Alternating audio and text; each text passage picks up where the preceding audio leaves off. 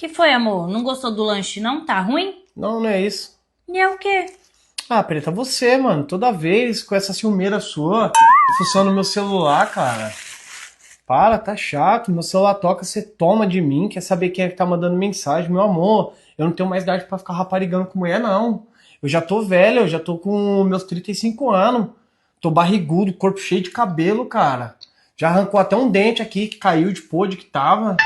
Ah, sai fora pra você ficar ciumando, ando todo relento, todo zoado. Pra você ficar aí, mano, com essas paranoias suas. Tá achando o quê? Que eu quero outra mulher pra ficar me dando ordem ou ficar mandando fazer as coisas? Não, cara. Eu tô cansado já, velho.